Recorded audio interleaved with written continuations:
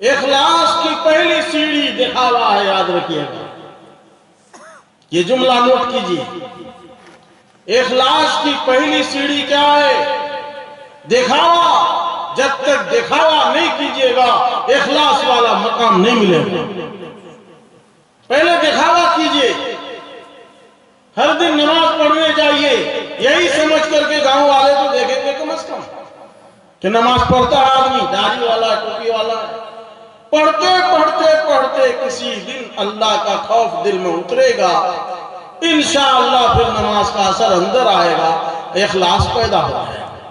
اللہ اللہ کیجئے، تسبیح ہاتھ میں لے کے گھومیے، دیکھنے والا دیکھیں گے، لوگ بولیں گے کہ ارے دکھاوا کرتا ہے۔ ہاں بھائی دکھاوا کرتے ہیں، دکھاتے دکھاتے دکھاتے انشاءاللہ پھر اللہ کو دکھانے والے بن جائیں گے۔ پہلے کیجئے، کوئی بھی کام کرتے کرتے کرنا آتا ہے۔ مال سے اگر محبت ہے، مال خرچ نہیں ہو پاتا ہے، بخیلی دل میں ہے تو زبردستی خرچہ کیجیے۔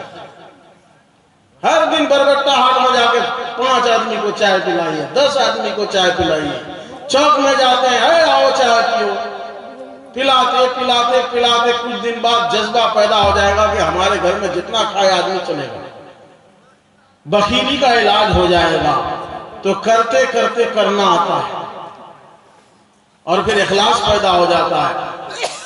وہ کہا کہ تم زبردستی کا اللہ اللہ کرنا، ایک دم التی پلتی مار کے بیٹھ جانا، چادر اوڑھ لینا، پگڑی باندھ لینا، دیکھا جائے گا، اور ہم لوگ ادھر جا کے پرچار کریں گے۔ کیا پرچار؟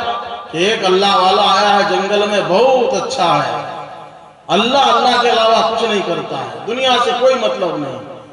اب جب آیا، لوگوں میں کہا، لوگ گئے دیکھنے کے لیے، دیکھا کہ واقعی آئے تو کسی کی طرف گھوم کے بھی نہیں دیکھتا ہے۔ چنانچہ انہوں نے نقل شروع کی۔ کچھ دنوں کے بعد لوگ جھوک در جھوک آتے گئے، بھائی ایسا اللہ والا علاقے میں آیا ہے، اب تو اسی کے ہاتھ پر بیعت ہونا ہے۔ بہت سے لوگ بیعت ہو گئے، اچھے لوگ، نیک لوگ بیعت ہو گئے، اور سب کو تسبیحات سیکھنا تو پڑے گا ہی، ڈھونگ بھی کریں گے تو کچھ تو سیکھنا ہوگا۔ انہوں نے چاروں تسبیحات دی، کہا کہ یہ پڑھو یہ پڑھو یہ پڑھو۔ اب جن کو دیا تو پیر سمجھ کے آیا تھا ان کے پاس، پیر صاحب کی بات کو انہوں نے لازمی طور پر اپنے لیے سمجھ لیا، اور جا کے صبح شام تسبیحات کی پابندی شروع کر دی، تہجد کی پابندی شروع کر دی۔ کچھ دن کے بعد ان باتوں کا اثر ہونے لگا ان کے اوپر، چونکہ وہ بیچارے جو مریدین تھے وہ مخلص لوگ تھے، وہ اپنے پیر صاحب کو پیر سمجھتے تھے، ان کی بات پر عمل کرنا شروع کر دیا، یہاں تک کہ وقت آیا ایسا کہ یہ سب خود پیر بن گئے، مقام بلند ہوتا چلا گیا، ذکر اللہ کی برکت دل میں اترتی چلی گئی، نمازوں کی برکت، نوافل کی برکت، تہجد کی برکت، اخلاص کی برکت پیدا ہو گئی، اور یہ سب کے سب ایک مقام پر پہنچ گئے۔